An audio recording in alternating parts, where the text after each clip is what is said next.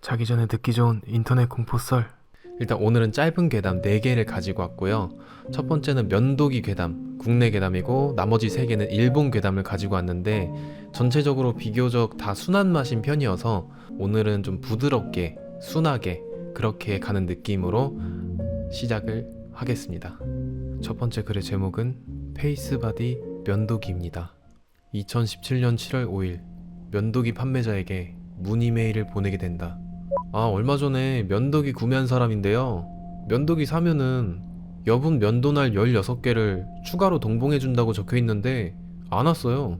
상품 누락된 것 같은데 다시 좀 보내주세요. 불편을 드려 죄송합니다. 문의해주신 내용을 확인하였고 누락된 상품을 발송해드리도록 하겠습니다. 다시 한번 불편 드려서 정말 죄송합니다. 면도날이 왔는데 좀 이상해요. 전에 문의한 사람인데요. 보내주신 면도날이랑 제가 구매한 상품이랑 호환이 안 되는 것 같아요. 아니, 안 맞는 홈에다가 끼워보려다가 괜히 시간만 낭비했어요. 이거 날도 전동 면도기에 쓰는 거 치고는 너무 날카로워서 손을 대기만 했는데도 베었어요. 뭐 이상한 중금속을 쓰시는 건지 제 피가 닿자마자 칼날 색깔이 빨갛게 변하고 이상하더라고요. 하여간 진짜 짜증나요. 면도날 새로 보내주세요, 빨리. 아니면 환불을 해주시던가요. 불편을 드려 죄송합니다. 질문을 확인한 결과 다른 고객에게 전달되어야 할 상품이 잘못 발송된 것으로 확인되었습니다. 이상하게 들릴 것임을 알지만 잘못 발송된 칼날을 아직 가지고 계시다면 위험하오니 하나도 빠짐없이 아래 주소로 반송해 주시면 감사하겠습니다. 그리고 이때 빨간 민들레를 드리지 못해 죄송해요 라는 메모를 반드시 포장해 동봉해 주십시오. 번거로우시겠지만 부탁드립니다. 사과의 의미로 택배비를 포함하여 지불하신 금액은 전부 돌려드리겠습니다. 다만 7일 이내에 반드시 반송해 주십시오. 뭐 이딴 회사가 다 있냐? 지들이 잘못 보낸 걸 나보고 반송해라 말아야. 게다가 뭐 그냥 부탁하는 것도 아니고 이상한 메모를 쓰라고 하질 않나? 7일 이내에 보내라는 건 뭐냐? 너네가 상전이냐? 내가 7일 안에 안 보내면 어쩔 건데 고소라도 할 거야? 시간 낭비, 돈 낭비, 감정 낭비 진짜 최악이다. 내 기분 더러워가지고 너네 거 그냥 쓰레기통에 갖다 버렸어. 하여튼 조소기업 새끼들 물건은 쓰는 게 아니야. 안녕하세요 고객님. 문의하신 내용 잘 읽어보았고 충분히 화가 나실 상황임을 이해합니다. 하지만 부탁드립니다. 그 면도날만큼은 전부 반송하여 주십시오. 이미 버리셨다면 어떤 식으로든 수습하여 7일 이내에 꼭 반송해 주십시오. 이는 고객님의 안전을 위한 것임을 다시 한번 알려드립니다. 부탁드립니다. 더 늦기 전에 반송해 주십시오. 난 책임 없으니 니네 알아서 하세요. 어차피 아파트 쓰레기통에 갖다 버렸으니까 쓰레기차가 이미 수거해서 지금쯤 매립지에 있겠네요. 그게 그렇게 귀한 물건이면 관리를 잘 하시던가요. 니네가 뭐라고 씨부리던 이제 관심 없으니까 답변하지 마시고요. 부디 사업 번창하시길 바랍니다. 이 글을 보실지는 모르겠습니다. 하지만 보시길 바라며 알립니다. 앞으로 한 달간 쇠붙이를 얼굴 근처에 가져다 대지 마십시오. 7일째가 되는 7월 15일에는 집 밖으로 단 한 발짝도 나가지 마십시오. 특히 7월 15일 하루 동안은 거울을 포함하여 남성의 얼굴을 보아서는 안 됩니다. 부디 이 답변을 보시고 유념하여 주시길 바랍니다. 이 새끼들아, 나한테 뭔 짓을 한 거야? 면도하다가 얼굴 베인 걸로 응급실 실려가서 죽다 살아나서 혹시나 하고 확인해 보니까 저딴 글이 적혀있네? 무슨 일이 일어나고 있는 건데 나한테 무슨 짓을 한 거냐고, 이 새끼들아. 안녕하세요 고객님. 지금이라도 정신을 차리셔서 정말 다행입니다. 7월 15일이 되기 전에 집이던 1인실이던 혼자만 있는 공간에 계셔야 됩니다. 거울을 포함해서 남성의 얼굴을 절대 보면 안 된다는 내용도 잊지 마십시오. 아직 병원이시라면 빨리 퇴원하시고 집으로 돌아가시길 바랍니다. 지금 퇴원하고 집에 왔는데 내가 뭐 어떡하면 됩니까? 그냥 문 잠그고 집에 있으면 되는 거죠? 하루 동안 집에 있고 남자 얼굴 안 보면 되는 거 맞죠? 잘하셨습니다. 저희 말을 믿어주셔서 감사합니다. 거울 본 건 아니고 밖에 어두워서 유리에 얼굴이 비쳤는데 이 정도는 괜찮습니까? 비치긴 비쳤는데 얼굴은 잘 안 보였거든요. 괜찮은 거 맞죠? 아니요, 절대 안 됩니다. 빨리 커튼을 닫으세요. 제 글을 확인하셨다면 꼭 답변 부탁드립니다. 좋은 제품 정말 감사합니다. 빨간 민들레를 드리지 못해 죄송해요. 자, 일단 첫 번째 괴담은 여기까지였는데, 쟤네는 왜 전화기 놔두고 계속 왜 메일로 주고받는 거야, 불편하게, 이런 생각이 들 수도 있지만, 요런 괴담의 종류가 나폴리탄 괴담이라고 하죠. 어떤 특정 상황을 딱 정해놓고 되게 미스테리하게 풀어내면서 뭐 상상하게 만드는 약간 그런 종류의 괴담인데, 생소할 수도 있지만 그래도 읽다 보면은 되게 재밌는 괴담이다. 뭐 아무튼 다음 글. 자, 두 번째 이야기의 제목은 종량입니다. 내가 중학생이었을 때 맹장으로 입원한 적이 있어. 맹장 자체에는 전혀 문제가 없었고 수술도 아무 탈 없이 잘 끝났어. 근데 퇴원할 때쯤에 의사가 아마 다시 입원해야 될 수도 있습니다, 이러더라고. 그때 당시에 이런 병에 대해서 아는 게 별로 없던 나로서는 이게 무슨 말인지도 잘 이해가 안 됐고, 그냥 퇴원한다는 기쁨에 그냥 제대로 이야기를 듣지 않았지. 아무튼 그렇게 퇴원을 하고 반년쯤 지났을 때 무렵이었어. 맹장 수술을 했던 자국이 남아있던 그 자리에서 10cm 정도 위쪽에 무슨 혹 같은 게 자라나더라고. 처음엔 혹의 크기가 한 3mm 정도 안 됐던 것 같은데 한두 달 지났을 때 한 1cm 정도로 불룩 튀어나오더라고. 그래서 그거를 부모님한테 보여주면서 말했더니 맹장 수술을 받았던 병원에 다시 가보자는 얘기가 나왔어. 그렇게 병원에 갔는데 의사가 퇴원하실 때 다시 오셔야 될지도 모른다고 말씀드렸었죠? 네, 뭐 그렇게 됐네요, 이렇게 말을 하더라고. 아무튼 그 말을 뒤로 하고 나는 곧바로 입원을 하게 됐지. 그렇게 입원을 한 기간이 한 달 정도가 돼갈 때쯤에 몸 상태는 아무 문제도 없었기 때문에 체감상 더 길고 지루하게 느껴졌었지. 그리고 나중에 내가 퇴원을 할 때 의사가 설명을 해줬었는데 내 몸속에 났던 게 분류라고 하더라고. 그 분류가 피지 낭종이라고도 부르는 건데, 피부 아래에 주머니 같은 구조물이 생기고 원래라면 피부 표면에서 떨어져 나와야 될 각질이나 피지가 떨어져 나가지 못하고 그 주머니 안에 쌓여서 생기는 그런 종양의 일종이래. 아무튼 뭐 그렇다니까 믿었는데, 솔직히 말해서 의문점이 들었던 게 단순 그 피부 덩어리를 떼어내기 위해서 굳이 한 달이나 입원을 했어야 됐나 싶더라고. 그래서 퇴원하고 몇 년이 지나가도 그게 되게 이상하다고 생각이 들었어. 그리고 나서는 부모님한테 이게 이상하지 않냐고 물어봐도 의사가 그렇다니까 뭐 그런 거겠지 이러면서 그냥 얼버무리시더라고. 근데 문제는 그로부터 약 20년쯤 지난 후의 일이야. 부모님이랑 얘기를 하다가 어쩌다가 그 종양에 대한 얘기가 갑자기 나왔었거든. 근데 부모님이 갑자기 사실 그때 떼어낸 그 종양을 직접 봤다는 얘기를 하시더라고. 그거는 따로 보고 싶어서 본 건 아니었어, 진짜로. 근데 그때 의사 선생님이 이거는 좀 신경 쓰인다고 그러면서 일로 와보라고 하면서 그 종양 떼어낸 걸 나한테 보여주더라고. 아니 그래서 그게 어떤 거였어? 그러게 그게 뭐라고 해야 될까, 좀 굳어버린 고름 같기도 하고 조금은 불그스름하면서도 새까만 덩어리 같기도 하고. 근데 그 안에, 아니 뭔데, 그 안에 뭐가 있었는데, 그게 가느다란 머리카락 같은 게 한 10가닥 정도 있었나? 그리고 작은 이빨 2개가 나 있었어. 머리카락? 이빨? 부모님한테 더 자세히 들어보니까 나한텐 태어나지 못한 쌍둥이 여동생 하나가 더 있었대.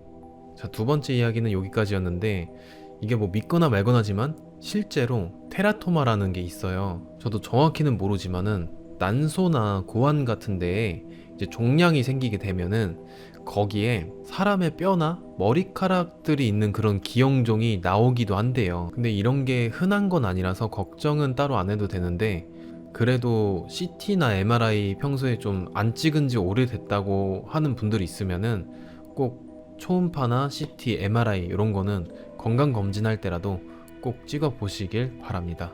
자, 그러면 다음 글. 자, 세 번째 이야기는 일본 서커스단입니다. 얼마 전에 내 일본인 친구인 우에마츠 교코에게서 들은 이야기야. 교코는 5월에 일본의 연휴 기간인 골든 위크 때 규슈에 있는 친구를 만나고 왔어. 그리고 그 친구의 오빠는 3월쯤에 중국으로 여행을 갔다 왔대. 중국 남경에서 몇 시간 떨어진 시골 마을이었는데 하루는 그 마을에 서커스단이 들어왔다는 거야. 이제는 우리나라에서도 보기가 힘든 순회 서커스단이었지. 뭐 그런 게 지금도 남아있기는 하다고 그러더라고. 근데 나도 어릴 적에 동춘인가 하는 서커스가 동네에 들어오면은 입장료를 내고 구경한 적이 있었거든. 그때 서커스가 그렇게 보고 싶었던 이유는 서커스단의 커다란 광고판 때문이었어. 그 광고판에는 뱀 여자가 나온다고 써 있었어. 그러니까 얼굴은 여자인데 몸은 뱀인 여자를 우연히 잡았다고 써 있었고, 그리고 또 기린 여자, 목이 기형으로 태어나서 목의 길이가 1m쯤 된다고 하는 그런 여자가 있다는 거야. 그래서 나는 그게 사실일까 너무 궁금해서 결국 엄마한테 돈을 받아서 구경을 했는데, 뱀 여자는 안 나와서 못 봤고 기린 여자는 마네킹으로 대충 만든 가짜 같았어. 게다가 가까이서는 구경을 못했어. 어쨌든 친구의 오빠는 중국 여행을 하다가 서커스를 구경 갔는데 그 중에는 아주 흥미로운 것들이 있었대. 이름은 인간 오뚜기였고 위쪽으로는 사람의 머리가 나와 있고 몸은 둥근 통 안에 들어가 있는데 통 밑에 부분을 무겁게 했는지 넘어뜨리면은 다시 일어나게 되는 그런 오뚜기였대. 근데 신기했던 건 그 몸통 부분이 머리의 크기랑 비슷했다는 거야. 아니 어떻게 그렇게 사람의 몸이 작을 수가 있을까? 원래 태어날 때부터 몸이 기형인가? 하면서 궁금해하는 순간 그 인간 오뚜기가 갑자기 큰 소리를 외치더래. 다스케테 쿠다사이, 다스케테 쿠다사이. 일본어를 알지 못하는 중국인들은 그 오뚜기가 소리치는 걸 보고 되게 손뼉을 치면서 재밌어 했는데 이때 이 오빠는 소름이 쫙 끼쳤대. 그래서 가까이 가서 저도 일본인입니다. 뭔가 문제라도 있습니까? 하면서 물어보니까 갑자기 그 오뚜기가 눈물을 막 흘리면서 말을 꺼냈는데 자기는 릿교 대학교에 다니는 학생인데 이 사람들한테 잡혀서 팔다리가 잘린 후에 이렇게 오뚜기로 살고 있다고 그렇게 말을 하더래.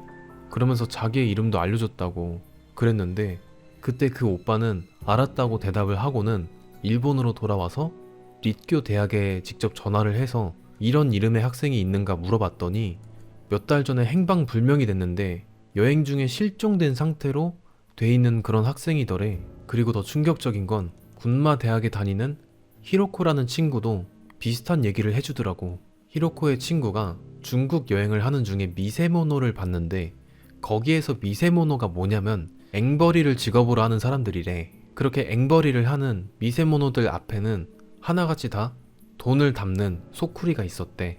그리고 어떤 미세모노는 팔다리가 잘린 여자였는데 그때 친구가 일본말로 끔찍하다 이렇게 얘기를 하면서 그 옆을 지나쳤는데 그 말을 들은 팔다리가 잘린 그 미세모노가 와타시오 코로시테 쿠다사이 오네가이시마스 와타시오 코로시테 쿠다사이 오네가이시마스 이러면서 자기를 죽여달라고 부탁을 하더래. 그래서 너무 놀라가지고 어쩌다가 이렇게 됐냐고 물어봤더니 중국 여행을 하던 도중에 옷가게에서 옷을 고르고 탈의실에서 그걸 입고 있었는데 갑자기 탈의실 뒤쪽에 문이 열리더래. 그리고 갑자기 중국인들이 들어와서 자기 팔다리를 자르고 이렇게 앵벌이용으로 쓰고 있다고, 그러면서 제발 부탁이니까 자기를 꼭 죽여달라고 그렇게 얘기를 하더래. 근데 뭐 당연하게도 덜컥 믿진 않았지.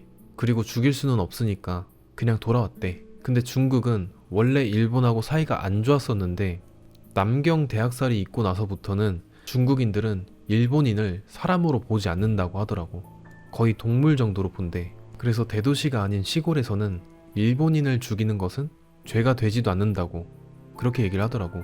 옛날에 일제가 패망한 후에 만주에서 관동군이 철수한 뒤에 들어온 소련군들도 야폰스키, 일본 놈이라면 그 자리에서 모두 죽이고 심지어 멀쩡한 중국인들조차 일본말로 물어봤을 때 일본말로 대답을 한다면은 바로 죽였다고 해. 아무튼 그 릿교 대학 여대생은 지금은 어떻게 됐는지 모르겠어. 자, 마지막 네 번째 글입니다. 손가락 절단 마을. 지금 이야기는 지금으로부터 20년도 더 된 옛날 TV 프로그램 위크엔드에 소개된 사건이야. 1970년도였어. 과거 큐슈 지방의 어느 마을은 한창 탄광으로 번창했었지만 광산이 폐쇄된 이후로는 완전히 쇠퇴해버린 곳이 있었어. 그 마을에서 한 남자가 농사일 도중에 실수로 벌초기에 자신의 발가락을 절단해버린 거야. 근데 물론 이런 사건이라고 치면은 농촌 마을에서는 그렇게 드물지 않게 있는 일이지만 이 사건을 계기로 갑자기 마을에서는 이상하게도 마을 사람들의 손가락 발가락이 결손되는 이런 사고들이 빈번하게 일어난 거야. 그야말로 이상하다 싶을 정도로 손이나 발, 귀, 그리고 눈까지 다치는 사람들이 늘어났고 그 마을 자체가 뭔가에 씌였다고 그런 소리가 나올 지경이었어. 그렇게 사람들이 다치니까 보험회사가 조사를 시작했는데 그 결과 충격적인 사실이 드러났어. 처음에 말했던 대로 이 마을은 광부들이 활동하던 무렵에는 나름 잘 살았었어. 근데 폐광 이후로는 되게 가난해지기 시작한 거야. 근데 이 마을의 광부들 같은 경우에는 탄광 폐쇄에 대한 보상금과 공단 측의 퇴직금이 겹쳐서 한 번에 큰 목돈을 손에 쥐게 된 거야. 근데 생각지도 못한 큰 돈을 받게 된 광부들은 그 돈으로 미래를 준비하긴커녕 쓸데없이 집을 고치고 신축을 한다든지 아니면 집에 여자들을 초대해서 논다든지 가족들을 데리고 하와이 여행을 간다든지 이러면서 되게 흥청망청 쓰면서 낭비해버리고 말았어. 근데 그나마 광부들이 그렇게 돈을 흥청망청 소모하던 시절까지는 어떻게든 마을의 경계가 유지됐지만 사람들이 돈을 다 탕진해버리자 마을의 경제력이 바닥으로 떨어진 거야. 그렇게 돈을 다 탕진해버리니까 다른 도시로 떠날 돈도 없고 동시에 생계를 유지하기 어렵게 되니까 폐광촌 주민들이 결국 한 행동이 보험금 사기였어.